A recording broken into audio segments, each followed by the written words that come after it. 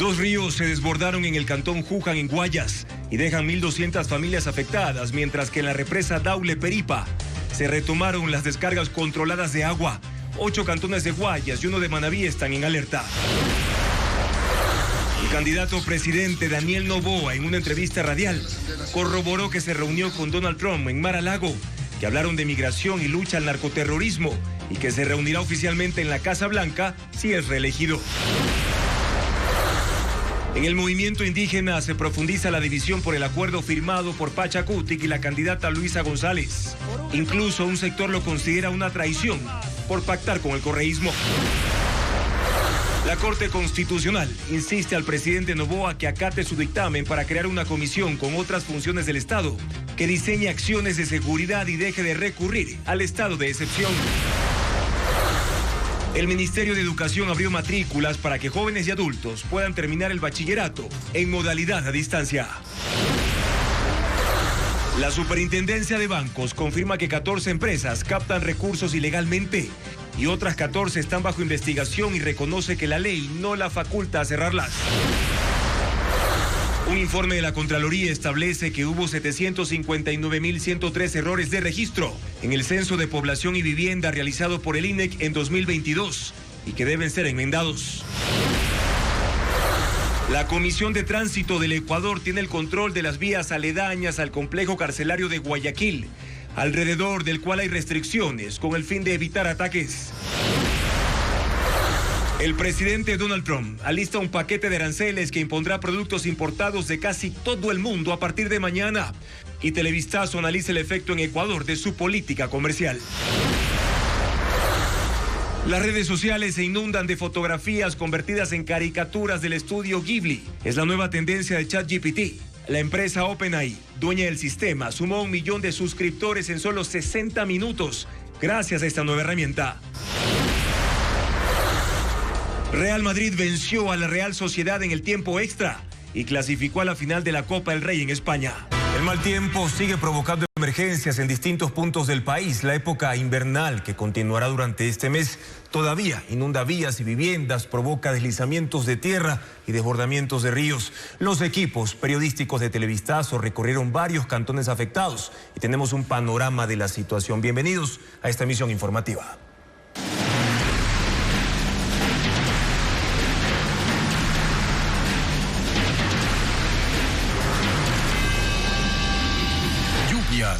Los estragos aumentan.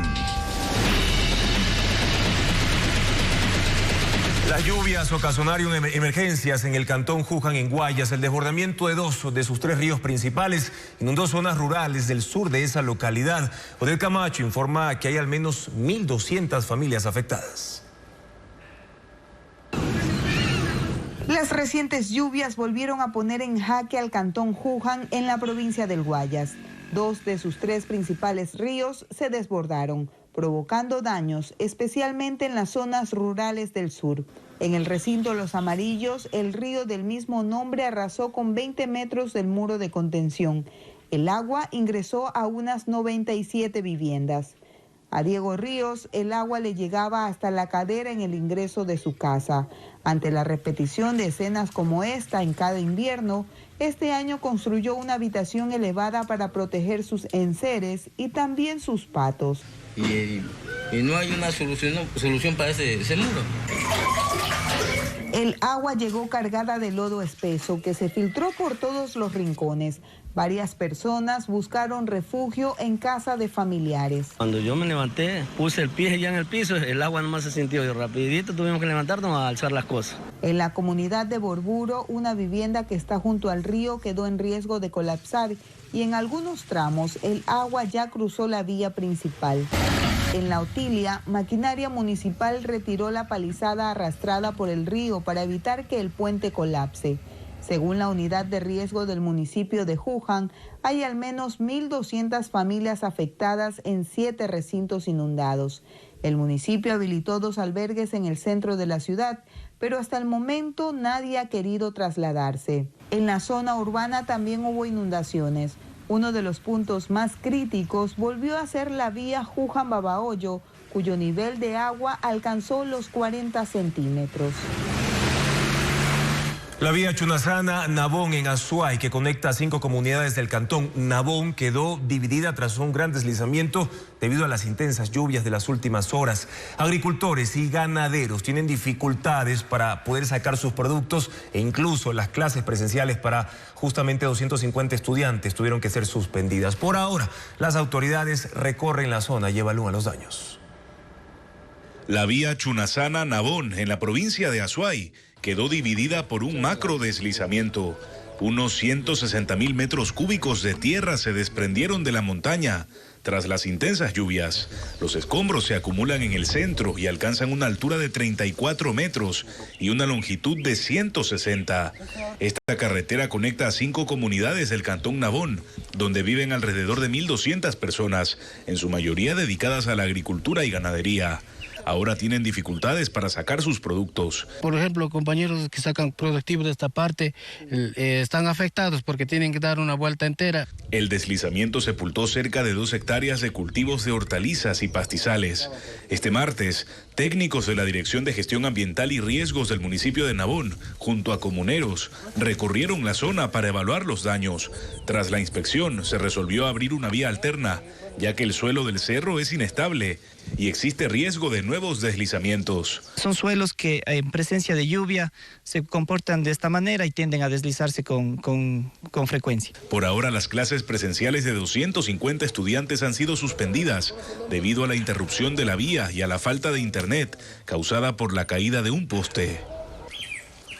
Y de igual forma, el deslizamiento en la parroquia Cebadas, esto en Guamote, dejó sin agua potable a 600 familias y destruyó parte del sistema de riego que abastecía a 2.000 hectáreas de cultivos y pastizales. Ángel Pilatuña informa que tanqueros de distintas instituciones intentan cubrir la demanda. El deslizamiento en la comunidad San Vicente de Tablillas dejó sin agua potable a 600 familias de la parroquia Cebadas en el cantón Guamote. El deslave destruyó 2.000 metros de tuberías que alimentaban 3 sistemas de distribución, Airón Cruz, Cecel Airón y San Francisco de Cebadas. El Comité de Operaciones de Emergencias Parroquial declaró en alerta naranja a la parroquia y desde esta mañana, tanqueros del Cuerpo de Bomberos de Guamote, Riobamba y de las Fuerzas Armadas abastecen los tanques de captación en 2 jornadas. Realmente solo 2 tanqueros no nos abastece, si crees sería unos 10 tanqueros al día.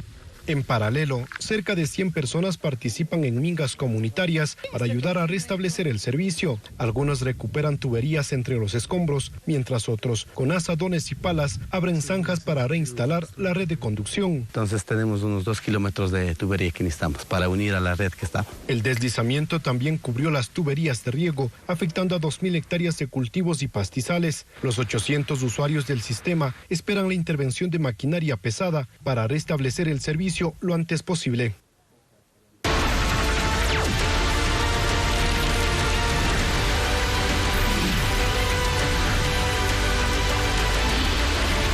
Elecciones 2025, segunda vuelta. El candidato presidente Daniel Noboa aclaró que la reunión con Donald Trump fue privada, pero aseguró que está previsto un encuentro oficial si gana la segunda vuelta. Este martes dijo que conversaron también sobre seguridad, economía, migración, pero sin acuerdos de por medio. Además, Noboa pidió a los electores indecisos que defiendan su voto y asuman una postura para el próximo 13 de abril durante los comicios. Paul Romero con las declaraciones. El presidente candidato Daniel Noboa habló este martes de la reunión del sábado con el mandatario de Estados Unidos, Donald Trump. Lo hizo en una entrevista de 50 minutos en Radio Sucesos. Tuve una conversación muy positiva, que no la tiene con todo el mundo. Fue una conversación informal, me pidió que lo mantenga de cierta manera privada, que no dé demasiados detalles. No toda reunión es transaccional. ¿De qué hablamos? Hablamos de temas migratorios. Me preguntó pues qué tal me parecía lo que había hecho con Venezuela. Le dije que me parecía bien, porque no puede ser que los Estados Unidos tengan una postura antidictadura, antiterrorismo, y al mismo tiempo alguna empresa americana esté comprando petróleo de Venezuela. Noboa no precisó detalles de la reunión como el tiempo que estuvo con Trump, ni el lugar exacto donde conversaron en el Club Mar-a-Lago, pero mencionó a 2 importantes funcionarios del gobierno de Estados Unidos que estuvieron en la reunión. Estaba ahí Bobby Kennedy, que lo conozco, que es secretario de Salud. También en Mar-a-Lago estaba John Paulson, que es asesor en lo económico de Trump. Personas que conozco y que conozco desde que era niño. Y conmigo fue una reunión positiva. Ven positivo lo que estamos haciendo en el Ecuador. Le sorprendió nuestras cifras de inflación, por ejemplo, que lo que va del año es 0,3%, el año pasado 1,7%, con récord de precios de commodities. Según Noboa, el presidente de Estados Unidos respaldó las acciones del gobierno contra la inseguridad y el narcotráfico. Él le reiteró el pedido para que les declare como terroristas a las organizaciones criminales Los Lobos, Choneros y Tiguerones. Afectan la tranquilidad de la ciudadanía. ¿Qué le dijo sobre eso el presidente Trump? No, le dijo que he's gonna take a look at that. Dijo que lo va a revisar.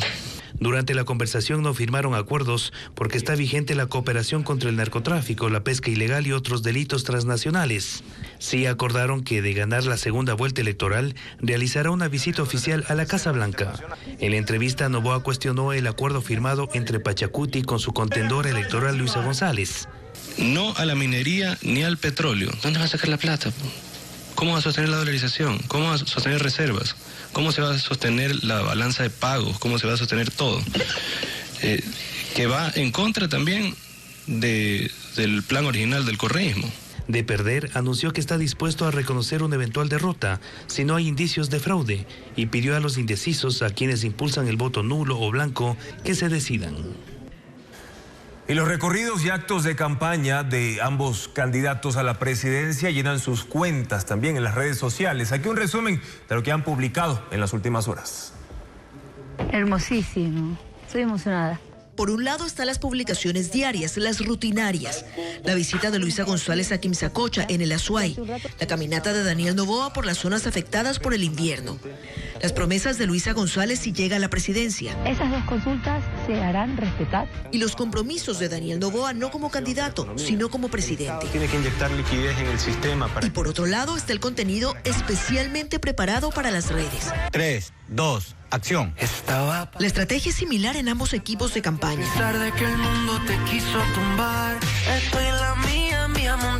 Ediciones rítmicas acompañadas de la imagen del o la candidata saludando, recorriendo o abrazando. Y hay una tercera categoría que toma fuerza a medida que la elección se acerca.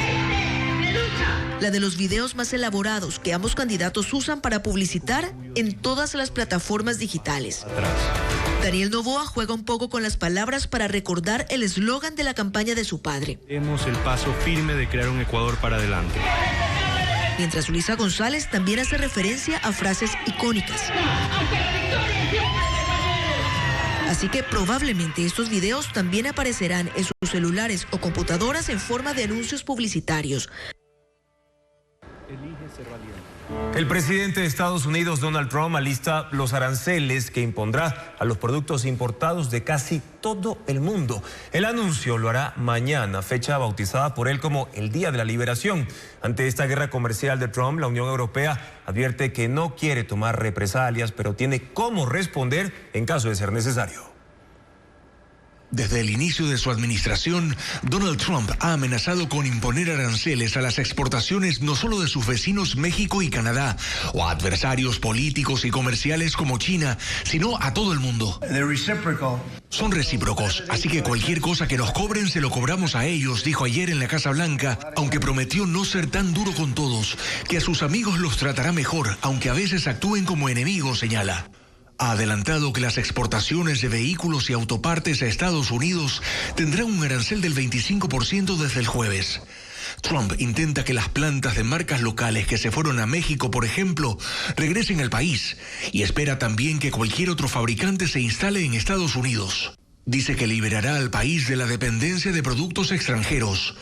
En los mercados europeos y de Asia gestionan estrategias para que su producción y exportaciones no se vean tan afectadas. China, Corea del Sur y Japón acordaron reforzar el libre comercio entre ellos en una cita de alto nivel este fin de semana. Y Europa dice estar dispuesta a proteger a su producción y a su gente. Europa tiene muchas cartas en juego, desde el comercio hasta la tecnología y el tamaño de nuestro mercado, dijo esta mañana la presidenta de la Comisión Europea, Ursula von der Leyen. Y añade, Europa no ha iniciado este enfrentamiento. No necesariamente queremos tomar represalias, pero si es necesario, tenemos un plan sólido para ello y lo usaremos. Donald Trump hará el anuncio formal de los nuevos aranceles mañana desde la Casa Blanca, pero ha dicho también que está dispuesto a hacer negociaciones si viera en ellas beneficios para Estados Unidos.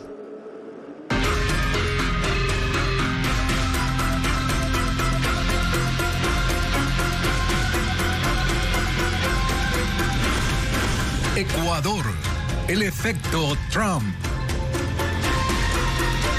Esta guerra arancelaria desatada por el presidente Trump en el corto plazo podría beneficiar a los exportadores ecuatorianos que sacarían ventaja del encarecimiento de los productos de sus competidores. Mientras se espera la inclusión de Ecuador en la lista de países con los que Estados Unidos va a iniciar tratados de libre comercio, como le explica Lenin Artieda. Hasta ahora los principales objetivos de la guerra comercial que inició Donald Trump han sido México, Canadá, China y la Unión Europea. Eso en el corto plazo podría tener efectos positivos para el Ecuador, porque al incrementarse los precios de los productos que se importan desde esos países, se abre la oportunidad de suplir algunos de ellos con producción ecuatoriana. Nosotros en este momento, por darle un ejemplo, tenemos productos como las rosas o el brócoli o el atún que sí vendemos en Estados Unidos y estamos pagando arancel, no ahora, sino desde hace muchísimos años. ¿Qué pasa si es que productos de otro lado se encarecen? Obviamente que podrían nuestras oportunidades crecer. Debemos estar preparados a eso. Es claro que la producción nacional no es lo suficientemente amplia como para pretender abastecer lo que genera México, por dar un ejemplo. Sin embargo, sí se podría potenciar la colocación sobre todo de productos agroindustriales, apelando no solo al precio, sino también a la calidad. Como referencia, podemos señalar que en 2024 Ecuador exportó a Estados Unidos camarón por $1.548 millones, 448 millones en cacao, 333 millones en flores y 172 millones en frutas.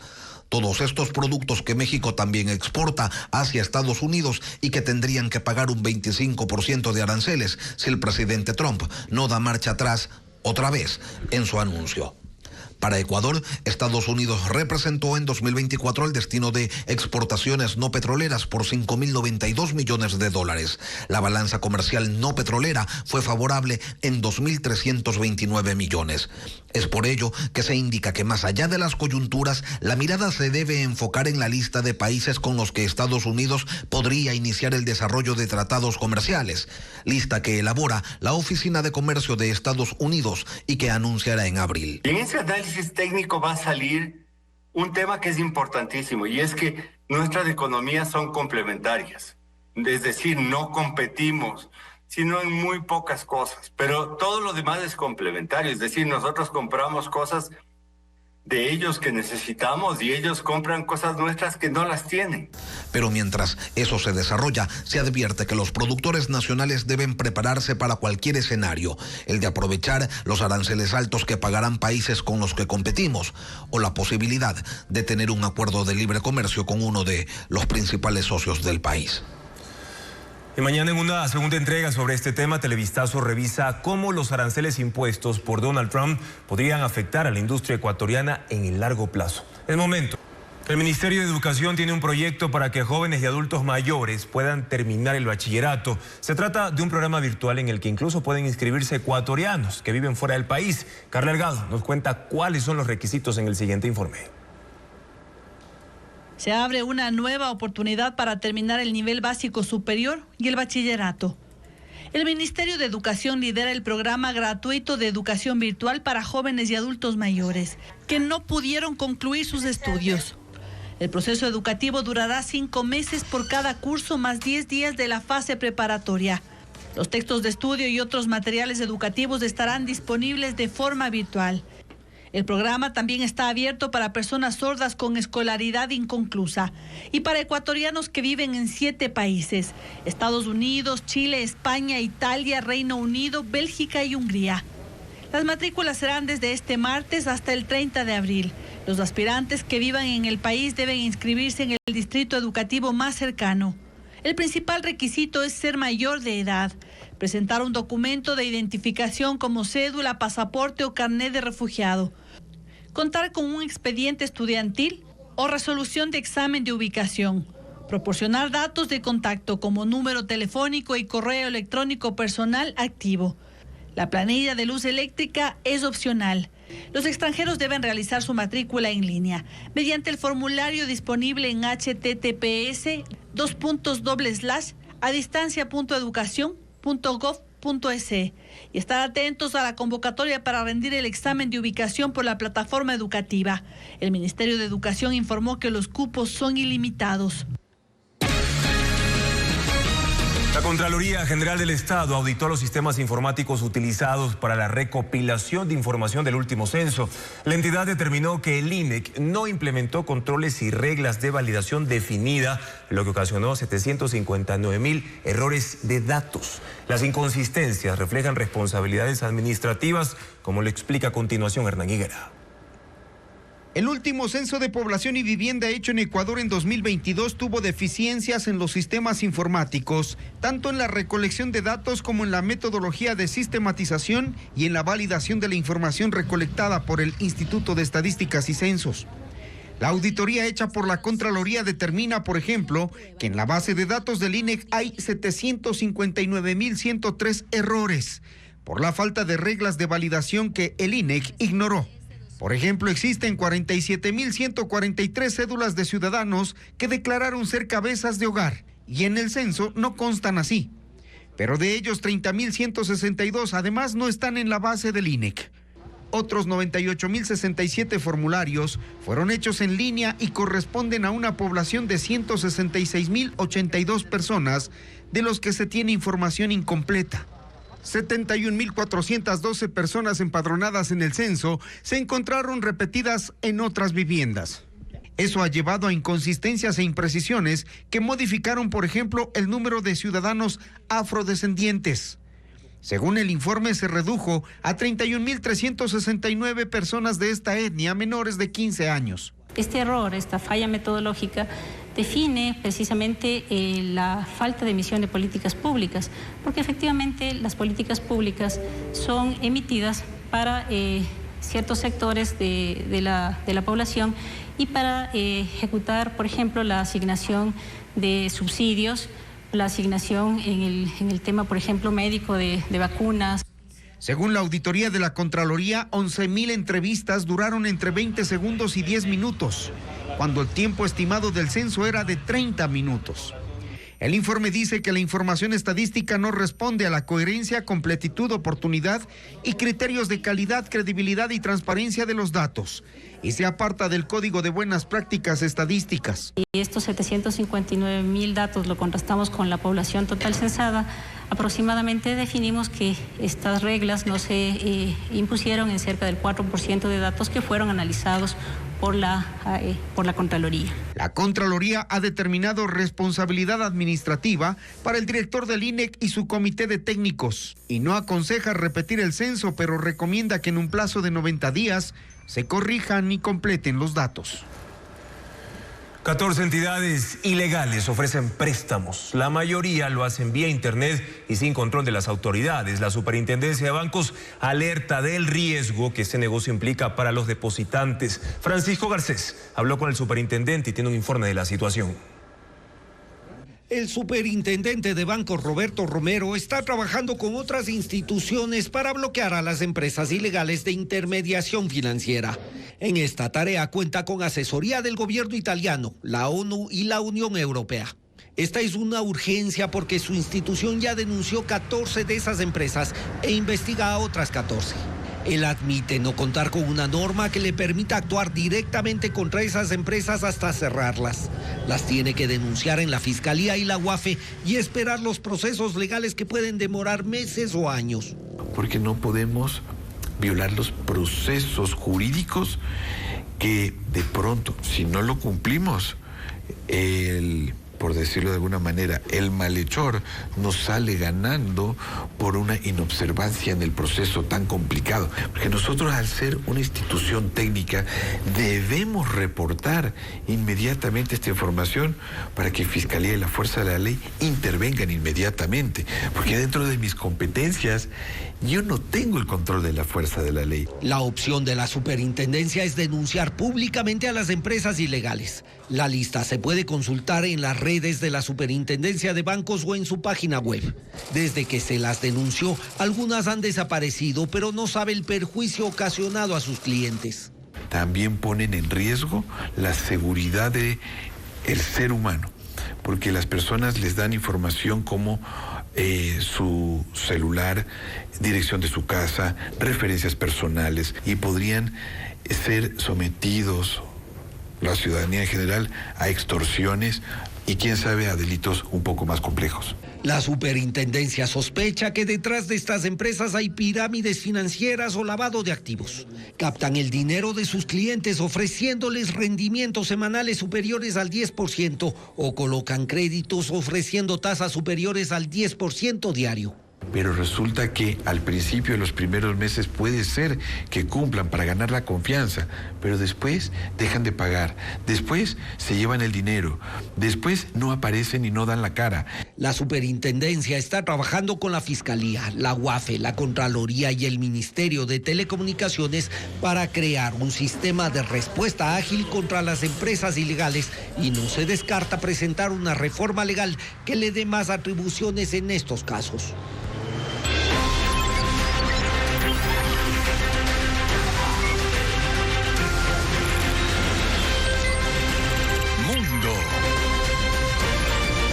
La Organización de Defensa de Derechos Civiles demanda al presidente de Estados Unidos, Donald Trump, por el método que usan funcionarios de inmigración para enviar a centenares de personas a una cárcel en El Salvador.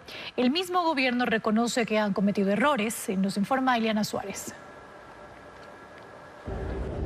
Los agentes de inmigración y aduanas de Estados Unidos usan un sistema de calificación para determinar si los indocumentados detenidos pertenecen a la banda criminal Tren de Aragua y expulsarlos bajo la ley de enemigos extranjeros. Pero la organización Unión Estadounidense por las Libertades Civiles, con sede en Nueva York, presentó una demanda contra el mecanismo, afirmando que es violatorio de derechos, pues usa un cuestionario que llenan los oficiales, en el cual se otorga puntos según una serie de parámetros.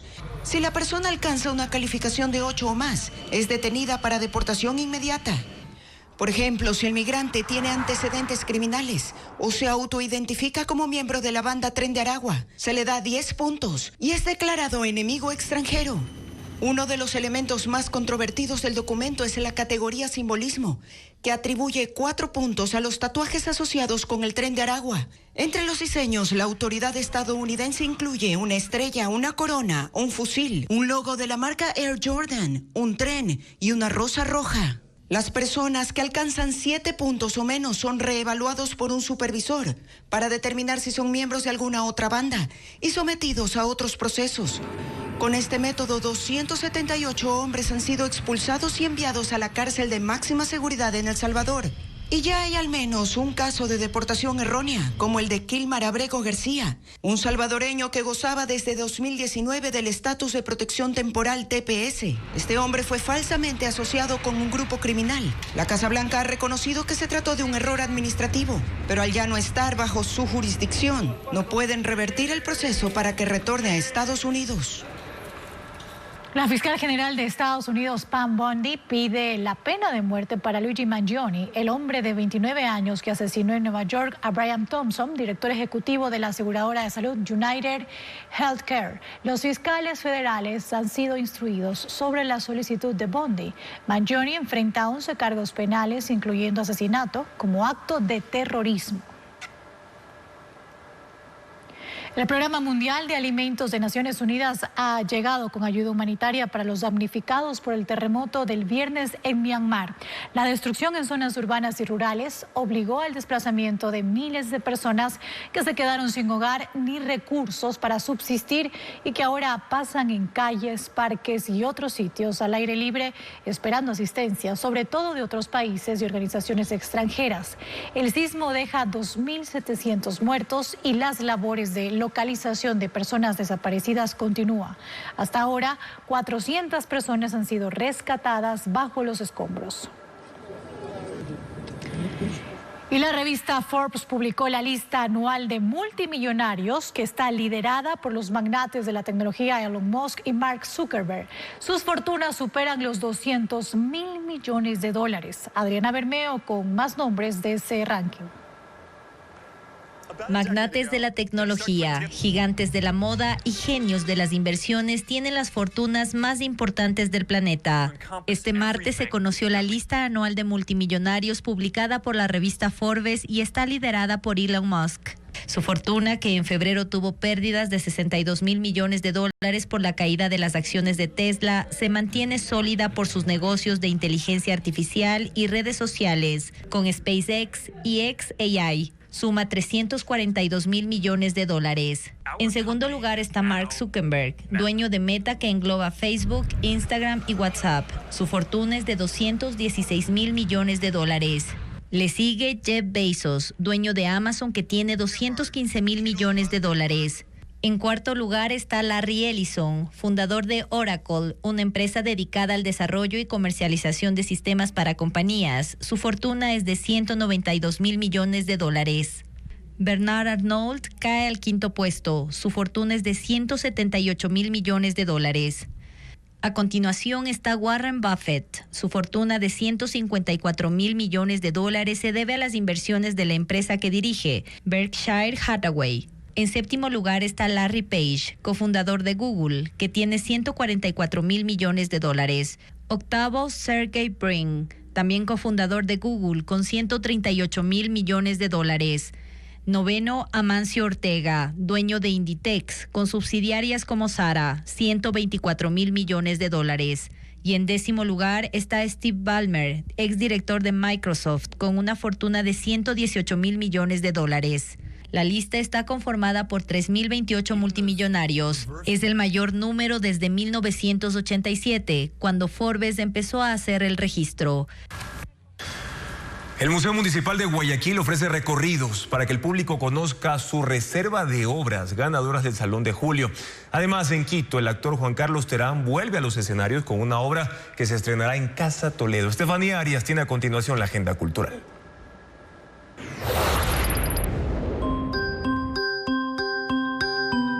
Recorrido para apreciar unas 100 obras del Salón de Julio. Como Danzante, la pieza ganadora de este concurso en su primera edición de 1959.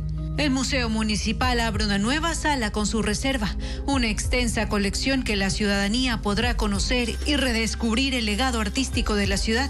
Las visitas son con previa cita, escribiendo al correo kslorzano.m@guayaquil.gov.es, de martes a sábado de 12 del día a 5 de la tarde. Irrelevante. ¿Qué es irrelevante? Una obra que combina humor y drama y que invita al público a reír, reflexionar y olvidarse de los problemas. En este caso, su madre. Será la suya, porque la mía no era tan complicada. Más loca la cabra, una propuesta teatral con la que el actor Juan Carlos Terán vuelve a los escenarios, escrita y dirigida por él. También cuenta con la participación de la actriz Verónica Falconi. Las funciones serán en Casa Toledo, en Quito, del 3 al 20 de abril, de jueves a sábado a las 20 horas y domingos a las 18 horas.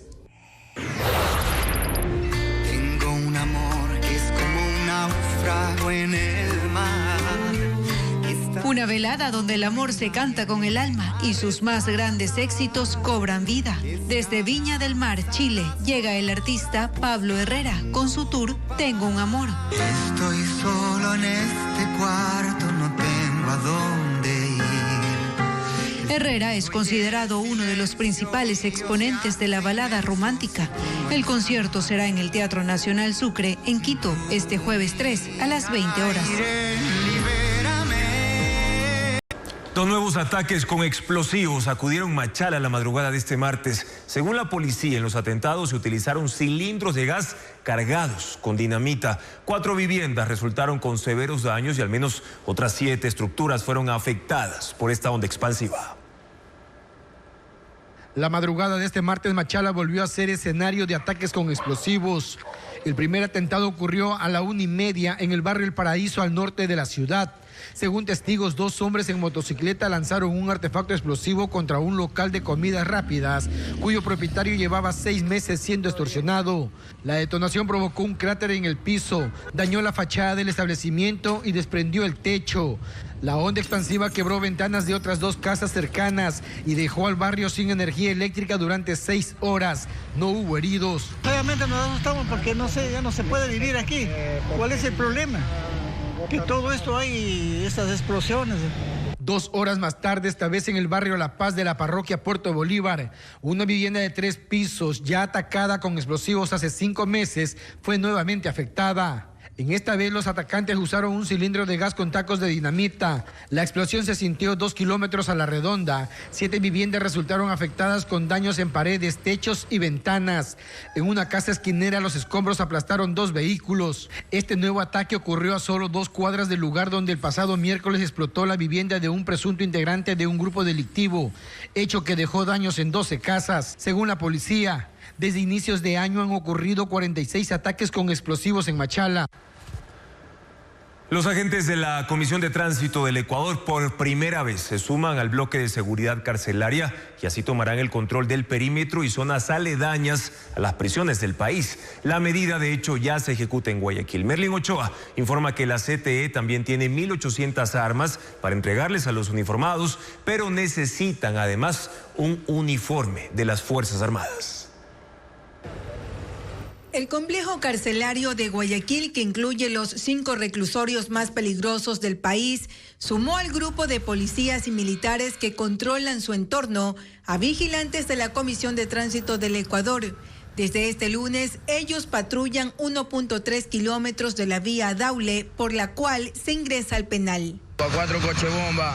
El 13 de marzo, una camioneta cargada con explosivos estacionada afuera del sitio fue detonada. Un guía penitenciario murió, 5 vehículos quedaron convertidos en chatarra y la onda expansiva causó daños 100 kilómetros a la redonda. Los delincuentes tuvieron suficiente tiempo para parquear el vehículo y huir. Es por ello que intervendrán los agentes de tránsito, como lo explica el jefe de operaciones de la CTE. Los vehículos no van a poder estacionarse en el perímetro adjunto al centro de rehabilitación. Asimismo, los buses no van a poder recibir ni dejar pasajeros en el perímetro antes indicado. El Ministerio de Defensa y la CTE firmaron un convenio en el que se declara zona de seguridad nacional a los sectores aledaños a las cárceles del país. Los agentes de tránsito vigilarán principalmente las prisiones con más enfrentamientos entre mafias. Es la primera vez que trabajan dentro de un bloque de seguridad junto a policías y militares. A partir de las 21 horas se va a hacer un cierre del carril que se encuentra junto a la acera que bordea el centro penitenciario. ¿Hasta qué hora? Hasta las 6 de la mañana. Por el riesgo, se estudia la posibilidad de armar a este grupo específico de vigilantes. Hace 18 años ellos contaban con estos equipos y la CTE conserva un rastrillo con 1.800 armas, principalmente revólveres. Pero las Fuerzas Armadas tendrán que entregar un informe de factibilidad para que sean asignadas a los agentes. Estacionar un vehículo en las zonas de seguridad alrededor de las cárceles será sancionado con multas de hasta $70. La Corte Constitucional obliga al Ejecutivo a crear la Comisión Interinstitucional que dicte políticas contra la inseguridad en el país. Le recordó que sus decisiones son inapelables y le advirtió además que abrió la fase de seguimiento para esa decisión. Francisco Garcés amplía detalles. La Corte Constitucional dijo al presidente Daniel Noboa que cumpla la tarea que le mandó a hacer el 21 de febrero. Ese día le ordenó integrar una comisión interinstitucional para que genere diálogo y coordinación encaminados a desarrollar herramientas que permitan enfrentar los problemas de la violencia. Así, según el alto tribunal, el Ejecutivo puede dejar de recurrir a estados de excepción. Justamente, Daniel Noboa acababa de dictar un estado de excepción en 7 provincias, pero la Corte negó la causal de conflicto armado interno con el que el presidente lo estaba justificando. Noboa no admitió que la Corte lo mandara a hacer una comisión con miembros del Legislativo, de la Función Judicial y la de Transparencia. Y convencido de que la Corte se atribuyó funciones, dijo que su orden era inejecutable y le pidió una aclaración. En su respuesta, emitida hace 6 días y aprobada por 8 de los 9 jueces, la Corte recordó al presidente que sus decisiones son de inmediato cumplimiento, definitivas e inapelables, y le advirtió que tiene abierta la fase de seguimiento en la que emitirá decisiones necesarias para hacer cumplir su sentencia. En su fallo, la Corte criticó al presidente por intentar, mediante un pedido de aclaración, modificar la sentencia inicial por no estar de acuerdo con ella. Y para ratificarse, usa de nuevo los informes de inteligencia remitidos por el Ejecutivo, que según los magistrados determinan que el país vive una grave conmoción interna y no un conflicto armado no internacional. Por eso insisten en que el presidente no puede justificar los estados de excepción con esa causal que la Corte ha señalado en forma reiterada.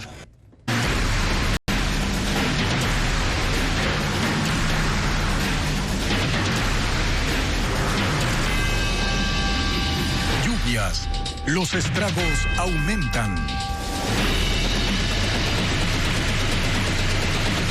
El aguaje y oleaje en las costas ecuatorianas han causado estragos en cantones de Esmeraldas, Manabí, también la provincia del Guayas. Calles anegadas, daños en malecones y casas colapsadas están entre las afectaciones, como lo informa Luis Alfredo Zúñiga. Esmeraldas es una de las provincias más afectadas por el aguaje y el oleaje en las costas del país. En Huisne se reportaron inundaciones, daños en viviendas y caída de postes eléctricos. Las olas fueron de hasta 1.10 metros este martes y moradores se movilizaron en canoas. En el cantón Eloy Alfaro, recinto Canchimalero, casas de madera fueron derribadas por la corriente y los habitantes intentaron salvar ciertos enseres. En el recinto Olmedo, parroquia Tola, así se veían las calles, convertidas en ríos. Una vivienda colapsó y árboles se cayeron. En Atacames, parroquia Tonchigüe, la fuerza de las olas está erosionando el malecón de la Bocana, preocupando a los dueños de los restaurantes y comercios. En la provincia de Manabí también se ha sentido el impacto del oleaje. Este fue el escenario en el malecón de Crucita. El agua ha dañado parte de la calzada y varios locales han colocado sacos de arena para evitar que el agua ingrese. Y en Guayaquil, provincia del Guayas, hubo calles anegadas en el centro y norte durante la mañana del martes, mientras la noche del lunes vehículos quedaron atrapados en el estacionamiento del malecón Simón Bolívar, que se llenó de agua. Y en la avenida Malecón los carros bajaron la velocidad para circular, porque la vía estaba anegada. Esta mañana el presidente Daniel Noboa mantuvo un conversatorio con estudiantes universitarios en Quito. El encuentro se llevó a cabo en la Universidad Internacional. Durante la cita, los jóvenes preguntaron sobre la generación de empleo y también sobre la seguridad en el país. Adriana Bermeo cubrió el evento y preparó un informe. Son las 9 de la mañana y en las afueras del auditorio Marcelo Fernández de la Universidad Internacional, policías custodian el ingreso, personal de inteligencia y militares merodean en el campus y la seguridad de la universidad controla el ingreso. En una hora, el candidato presidente Daniel Noboa conversará con 800 estudiantes. Todos fueron sometidos a una rigurosa revisión. Les retiraron paraguas, termos, desodorantes, tijeras y hasta los Noboa de cartón. Al final del evento se los devolverán. 4 minutos antes de las 10 llegó Daniel Noboa, vestido casualmente y luciendo sus habituales gafas. Lo recibieron con aplausos, teléfonos activados y bienvenidas. Jóvenes de las carreras de medicina, veterinaria, derecho, arquitectura, relaciones internacionales y ciencias políticas hicieron 10 preguntas, todas argumentadas y respaldadas en cifras. Dado que Ecuador cuenta con 38.47 médicos por cada 10.000 habitantes, casi el doble de lo recomendado por la Organización Mundial de la Salud. La tasa de desempleo juvenil en Ecuador alcanzó el 9% según el INEC. ¿Qué mecanismos se impulsarán en su gobierno para facilitar el acceso a los jóvenes al mercado laboral? La mitad de las preguntas estuvieron relacionadas con el empleo. Daniel Noboa dijo que mantendrá los incentivos tributarios para empresas privadas que contraten a jóvenes y promoverá carreras técnicas. La escasez de técnicos de frío, la escasez de enfermeras. Eso, fomentando este tipo de carreras, se puede preparar a nuestros jóvenes en actividades que tengan mayor probabilidad de conseguir un empleo. La deserción universitaria causada por los altos índices de violencia también fue evocada. O en las vías principales hacia las universidades tiene que haber seguridad policial, tiene que haber seguridad militar, rastreo satelital también de vehículos, que en este momento no hay esa tecnología. La implementaremos a partir del segundo semestre del año 2025. La aprobación fue mayor cuando dijo que promoverá una asamblea constituyente. Que los criminales no tengan más derechos que las personas que cumplen las leyes, ni las personas que están haciendo las cosas bien. Ese es un principio fundamental. En medio del conversatorio, un grupo de estudiantes levantó carteles que cuestionaban las políticas del gobierno. El Plan Fénix, por ejemplo. Miembros del protocolo y policías pidieron que las bajen. El evento duró 1 hora. Al finalizar, Daniel Noboa tuvo un encuentro privado con 25 dirigentes estudiantiles de universidades particulares. Y la candidata Luisa González se reunió con los representantes de la Cámara de la Pequeña Industria de Pichincha para presentar sus propuestas y necesidades. Patricio Díaz tiene más información de esta actividad que cumplió la aspirante presidencial por la Revolución Ciudadana.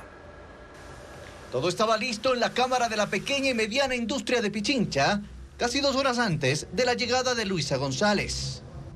47 lugares y cada mesa con su arreglo floral. La convocatoria era a las 4:30. La candidata de la Revolución Ciudadana llegó 10 minutos antes de las 5 de la tarde, luciendo un vestido largo negro con una chaqueta blanca. Se detuvo para conversar con los medios y anunció su propuesta para el sector. Créditos de hasta $500,000 con una tasa de interés de un solo dígito. Antes de ir al auditorio se reunió con los dirigentes de la Cámara. Entró luego en medio de los aplausos y saludó uno por uno a los miembros de los 8 sectores de la pequeña industria.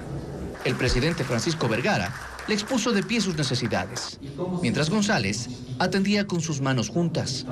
Necesito un compromiso de su parte para generar empleo en mi provincia y trabajo, porque eso sí es lo que sabemos hacer aquí.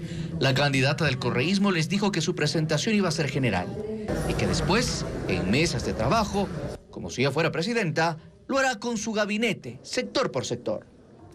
Pero se fue más bien a lo político y defendió su alianza con Pachacutic. Hemos confrontado mucho y nos hemos dicho mucho. Y en un acto de madurez política y de amor por el Ecuador, decidimos dejar tensiones y unirnos. Les habló de unidad y que sus acuerdos no son solo con la izquierda. Porque mucha gente, incluso de derecha, se unió a nosotros. Y ese es mi compromiso de mi patria. El poder no puede ser usado para perseguir, para amedrentar. El poder tiene que ser usado primero en el Ecuador para sanar. Concluida su primera exposición, pidieron que la prensa se retire para mantener la reunión de manera privada. La cita con la Cámara terminó a las 6:50 de la noche. El país ha sido paralizado 2 veces en los últimos 6 años por el movimiento indígena, dejando 14 muertos y pérdidas económicas de unos $1.900 millones por daños a bienes públicos y privados y la suspensión de actividades económicas e industriales. Veamos. En la firma del acuerdo con el correísmo el último sábado, el dirigente de la CONAIE, Leonidas Issa, dejó claro a Luisa González que no dudará en liderar movilizaciones callejeras si no cumple lo ofrecido. Al momento que no se han cumplido sobre lo que se acuerda, serán movilizaciones permanentes. No es una advertencia vacía si se considera que en los últimos 6 años, y ya con Issa en la dirigencia indígena, hubo 2 grandes movilizaciones cuya factura ha sido millonaria para el país. La primera ocurrió en octubre de 2019, cuando Issa acompañó a Jaime Vargas, entonces presidente de la Confederación de Nacionalidades Indígenas CONAIE, en violentas manifestaciones contra el gobierno de Lenín Moreno. Su objetivo era oponerse a la eliminación del subsidio a los combustibles. Bloquearon carreteras, destruyeron bienes del Estado, dejaron sin agua a Ambato, crearon zozobra en la población y paralizaron ciudades. El epicentro fue Quito. Ese bloqueo sin precedentes duró 12 días y por diversos motivos murieron 8 personas. Las pérdidas sumaron 821 millones de dólares, según el Banco Central. El comercio formal e informal y las industrias salieron ampliamente perjudicados. El daño más grave fue el incendio en el edificio de la Contraloría General del Estado. Se destruyeron bienes públicos en el Parque del Arbolito y otras zonas del centro histórico de la capital. Con Quito y otras ciudades tomadas como rehén, el gobierno finalmente cedió a los pedidos del movimiento indígena. En ese caos se forjó el perfil político de Leonidas Issa y en el 2021 se convirtió en el nuevo presidente de la CONAIE. En febrero de ese año se benefició de una amnistía que gracias al correísmo le otorgó la Asamblea Nacional. 260 personas obtuvieron en los hechos un perdón por delitos que iban desde la paralización de servicios públicos hasta delincuencia organizada. A Guillermo Lasso, que se posesionó en mayo de 2021 como presidente de la República, Leonidas Issa aplicó la misma receta. Insistió en congelar el precio del galón del diésel a $1.50. Los intentos oficiales de dialogar fracasaron y el caos volvió a las calles en junio de 2022. El paro nacional se extendió durante 18 días. Se repitió el escenario de violencia, bloqueo de alimentos, cortaron señal de antenas de televisión y radio, hasta prohibieron el paso de ambulancias, bienes del Estado destruidos y pérdidas por 1.115 millones de dólares, según los cálculos del Banco Central. En ese evento también hubo 6 muertos. Por eso, la advertencia de Issa de volver a las calles en caso de incumplimientos del próximo gobierno es una amenaza para todos y lleva a revivir momentos que al país le ha costado lágrimas, producción y dinero.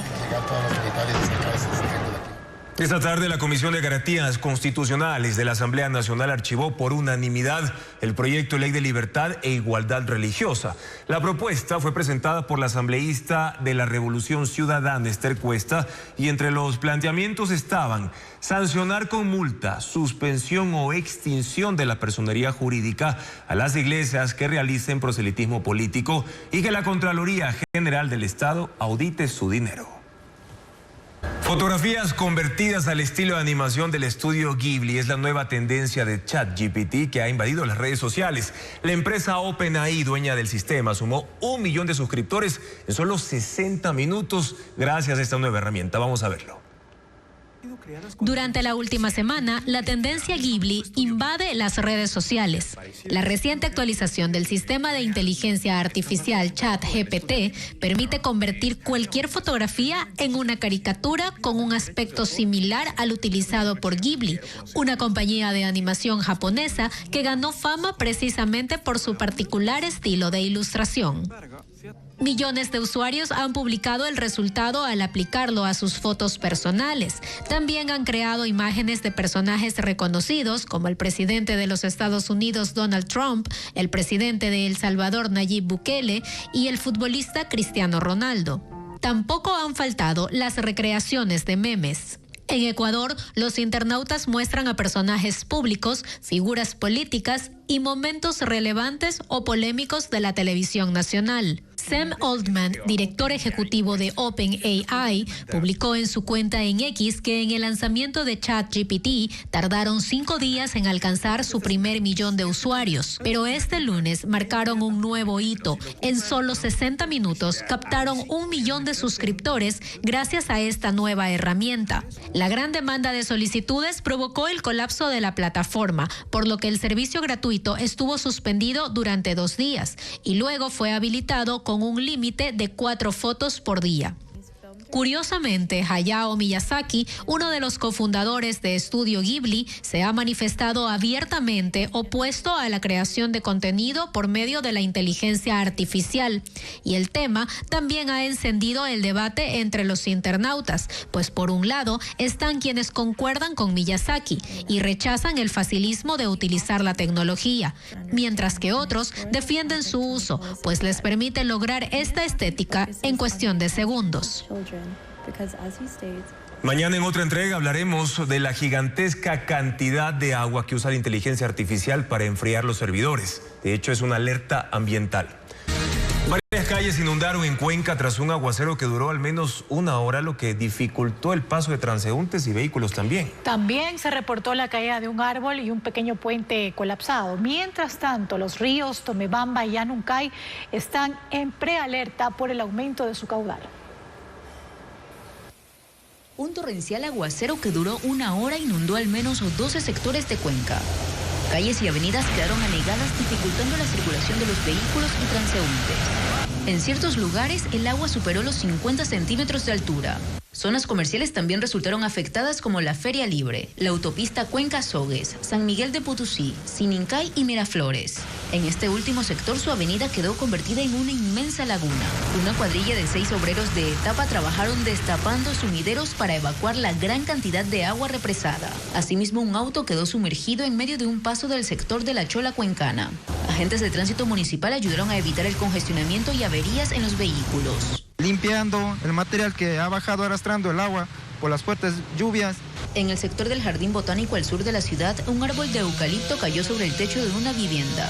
No hubo personas heridas, pero sí daños en la estructura de la casa. Personal de la empresa municipal de aseo de Cuenca llegó para cortar el árbol y retirar los escombros. En la ciudadela Los Pinos Bajos, en el norte de Cuenca, la estructura de un pequeño puente colapsó debido a la fuerza del agua que sobrepasó la capacidad de resistencia de la quebrada Milchichic. De los 4 ríos de la ciudad, el Tomebamba y el Yanuncay están en prealerta por el aumento de sus caudales, como consecuencia de las lluvias. En Esmeraldas, la pesca artesanal, sustento de miles de familias, atraviesa una de sus peores crisis tras el derrame de crudo en el Vergel hace más de 2 semanas. Las redes regresan ligeras, los puestos de venta se cierran y el miedo pesa más que el anzuelo. Y como lo explica Elena Velasco, aunque las autoridades ya levantaron las restricciones, la recuperación no llega. Aquí, donde el pescado era rutina y los mariscos se ofrecían en cada esquina, ahora reina la escasez. Tras el derrame de crudo en el Vergel, la pesca se ha desplomado en la ciudad de Esmeraldas. Aunque la capitanía ya levantó la restricción para salir a faenar desde el puerto artesanal, la situación sigue siendo crítica para los 3.600 pescadores del área. Solo unas 700 embarcaciones han salido. Son las más grandes, capaces de internarse entre 8 a 100 millas mar adentro. Sin embargo, los resultados distan de ser los de antes. Previo al derrame de crudo, estas pangas regresaban con hasta 2.200 libras de pescado. Hoy apenas se logran unas 350. La falta de especies apetecidas como dorado, albacora y picudo los pone en jaque. Las otras 500 embarcaciones de un solo motor, conocidas como orilleras, por operar entre 2 y 8 millas de la costa, aún no retoman sus faenas. La precaución pesa más que la necesidad. Si ellos se arriesgan es a perder su diario, o sea, su inversión, porque todos ellos hacen una inversión antes de salir a pescar. El combustible, la alimentación que llevan, ha disminuido la pesca. Para los grandes ha disminuido, más no va a ser para los pequeños que están aquí a la orilla donde está la contaminación. A la contaminación se le suma el miedo. Muchos pescadores no se atreven a volver al mar por temor a la delincuencia. La semana pasada una embarcación fue asaltada. 2 tripulantes fueron lanzados al agua y uno de ellos sigue desaparecido. La afectación alcanza también a los puestos de venta. En el puerto, la mitad de los 37 locales no está operando por falta de producto. Nosotros le compramos, o sea, el calamar, le compramos el dorado, le compramos el atún rosado. Ya, la cherna cuando a veces les cae por allá afuera. Todos esos productitos así nosotros le compramos a ellos. Aquí los precios subieron. Antes del derrame, la libra de atún blanco costaba $3.50. Hoy se vende a $6. En el malecón de la playa Las Palmas, 8 restaurantes han optado por traer sus productos desde otros cantones. Por ejemplo, de Muine, de Chamanga, donde no ha pasado este tipo de cosas. Y ha venido un poquito bien carito, eso sí. Es así que Esmeraldas, donde el mar era sinónimo de abundancia, hoy las redes vuelven casi vacías y las mesas esperan. La pesca ya no es un ciclo natural, es una apuesta incierta. Y ahora en noticias del espectáculo, el director británico Sam Mendes anunció los nombres de los actores que interpretarán las 4 películas de los Beatles. Además, la banda ecuatoriana Tercer Mundo empezará una gira de conciertos. ¿Cuándo arrancará y en qué ciudades estarán? La respuesta con Ana María Palacios. El director británico Sam Mendes anunció los nombres de los actores que interpretarán las 4 películas de los Beatles. Paul Mescal actuará como Paul McCartney, Joseph Quinn como George Harrison, Barry Cogan será Ringo Starr y Harris Dickinson personificará a John Lennon. El proyecto musical será lanzado en abril de 2028. La banda ecuatoriana Tercer Mundo grabó el videoclip del tema Prometo número 2 en la laguna de Nutpud en Azogues y en las calles del centro histórico de Cuenca. Los 3 integrantes empezarán una gira de conciertos este 3 de abril en Quito, en la Casa de las Flores.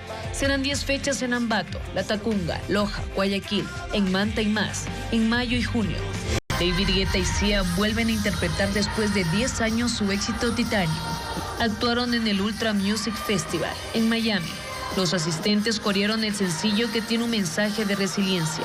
Es uno de los más populares de la música electrónica. Aquí las noticias, amigos, gracias por su sintonía y confianza. Mañana en Contacto Directo estará Diego Ordóñez, exsecretario de Seguridad, para analizar cómo incidirá en la lucha contra la delincuencia la comisión interinstitucional que la Corte Constitucional ordenó crear al presidente Noboa. Además, Andrés Jaramillo, docente y experto en comunicación digital, para analizar las estrategias en redes sociales de los candidatos presidenciales a 9 días de concluir la campaña electoral. Los esperamos en la primera emisión de Televistazo a las 5:55 de la mañana, también en vivo. Les recordamos por ecuavisa.com y Ecuavisa Play. Buenas noches.